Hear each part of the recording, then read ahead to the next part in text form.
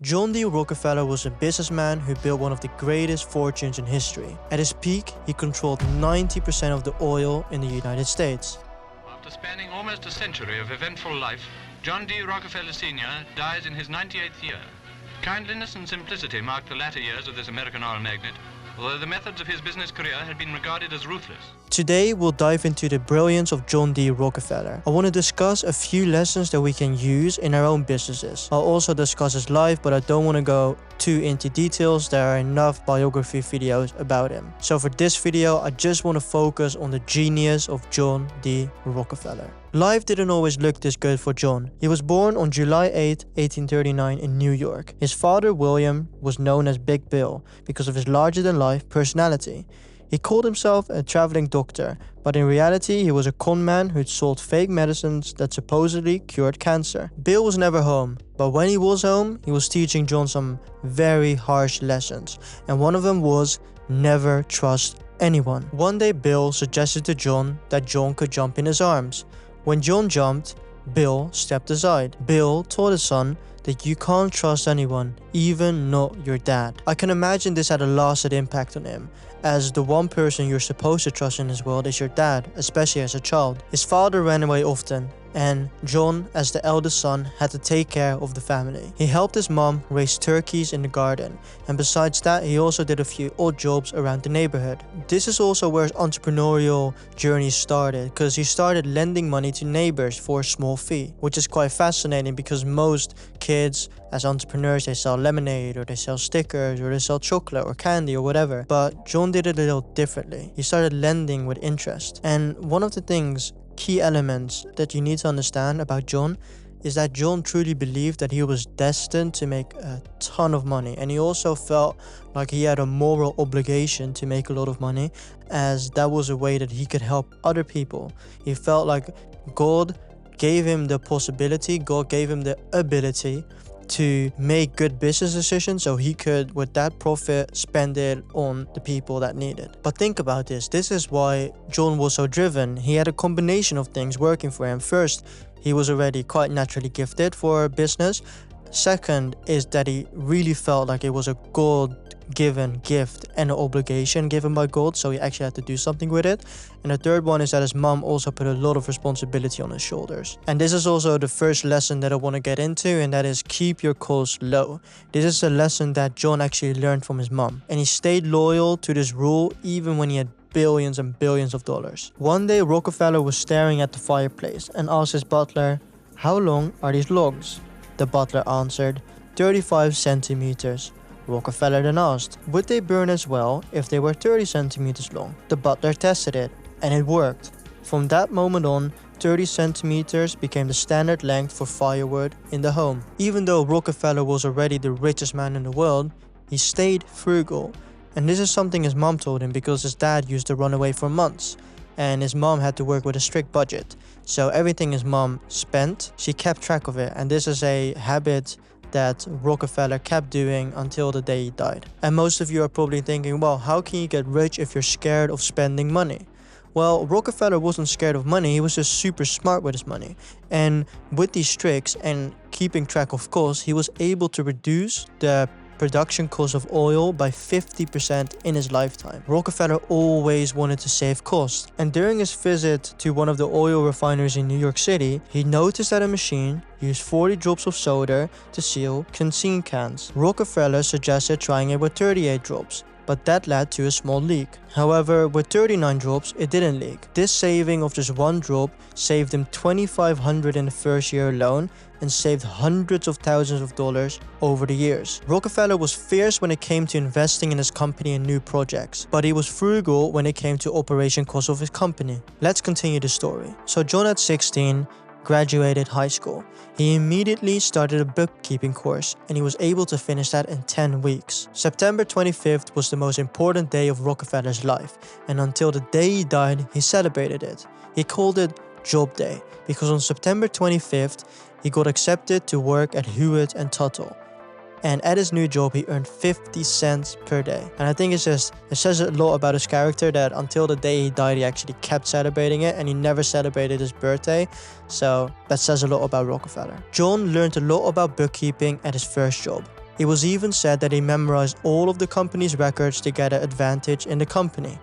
And he used that skill even at his own company, Standard Oil, and it's even said that he memorized all of the records of Standard Oil even when it was worth billions of dollars. During this job, he also met his future business partner. John befriended Maurice Clark at 20 years old. Rockefeller started a company with Clark that sold food, called Clark & Rockefeller. Despite a rough start, their business quickly grew thanks to clever financial strategies. When the American Civil War broke out, the demand for their product skyrocketed. Although John was supposed to fight, he paid someone to fight in his place. Yes, that was actually possible back in the day. War is a time when many suffer, but it's also a period where a few get very, very rich. After the war, John invested in an oil refinery, which soon became the most profitable part of the business. This led them to fully switch to the oil industry. When Maurice couldn't handle the pressure of the oil business, he sold a share to John, and he probably regretted that a few years later, because this turned out really well for John as a new oil field was discovered. At its peak, Standard Oil had about 40,000 employees,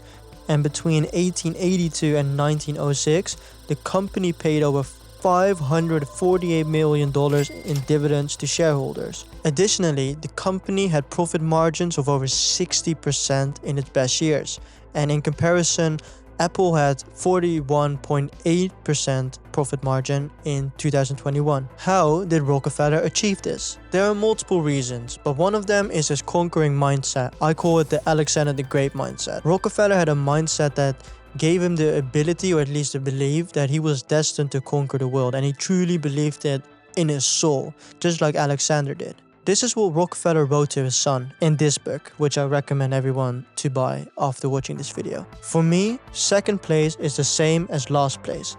If you understand this, it's not surprising that I was the undefeated king of the oil industry. His mindset reminds me of the mindset of conquerors like Napoleon, Alexander the Great, Genghis Khan.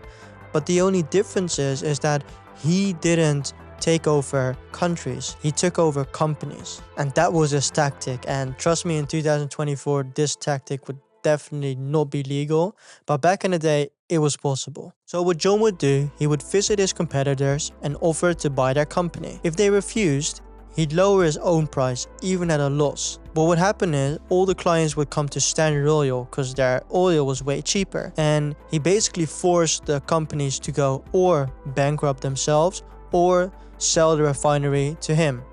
And he made sure he had a lot of spare cash always on hand, so he could force this tactic for a very long period. Well, this tactic wasn't legal back then, but it was definitely not something that the American population enjoyed, and he definitely had many critics, but John didn't really care. He was busy doing his own thing. But Rockefeller's business venture didn't always run smoothly. His partnership with the Pennsylvania Railroad Company was an example of that. Initially, the company offered Rockefeller a discount for doing business with him, but eventually they started raising their prices again. And because we know how Rockefeller works, he thinks in saving money, he started his own railroad company as he felt that he could save more money while doing this. Plus, he also had more power and more control over his goods. The Pennsylvania Railroad Company was obviously not happy, so they did the exact same thing that Rockefeller did. They started their own oil business. Employees feared that this conflict would lead to disaster, mainly that they wouldn't get paid, and that led to the Great Railroad Strike of 1877. Eventually, after the strike, no one really won besides Rockefeller, kinda. The employees didn't get higher raises, and the railroad company actually had to sell their oil refinery to Rockefeller. But eventually, this was kind of the start of the end of Standard Oil, as people actually started to take notice of the fact that Rockefeller was running a monopoly. But before we get into the breakup of Standard Oil, I want to share one more lesson that John shared to his son in a letter. In the eyes of ordinary people, luck is always innate. As long as they find someone has attained success or have been promoted, they will casually say, with contempt, "This man's luck is so good, it is luck that helped him." Such a person can never have a peek into the truth that make one successful. Everyone is a designer and architect of his own destiny. I admit, just like a person cannot have no money, a person cannot have no luck. However, if you want to make a difference, you cannot wait for luck to patronize. My credo is, I do not live by God-given luck, but I do so by planning luck. I believe that a good plan will affect luck, and in any case, it can successfully affect luck.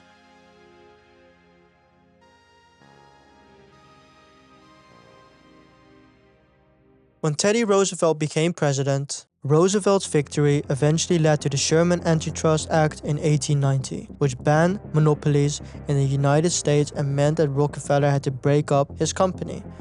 So he did, and he created BP, Exxon, ConocoPhillips, and Chevron. In 1897, John decided to retire, and he handed the reign to his son and his board of directors. As a Christian, Rockefeller had always given money away through the church since the age of 16, but now that he was retired with billions in his bank account, he decided to spend most of it on charity. One of his greatest achievements came from the construction of the Rockefeller Center in New York during the Great Depression. It not only became an iconic building, but also created 40,000 new jobs and helped boost the economy, as the center included shops, apartments, and a movie studio, and way more. The New York Times estimated that in his lifetime he had spent more than $550 million on charity. His goal was to live till the age of 100, but he sadly passed away at 97. This is the end of the video. I recommend everyone to definitely read this book. A lot of key lessons for anyone that's interested in business, and also a lot about mindset, discipline. So even if you're an athlete, I recommend to read this book. Thank you for watching. Make sure to subscribe, and I hope to see you guys in the next video.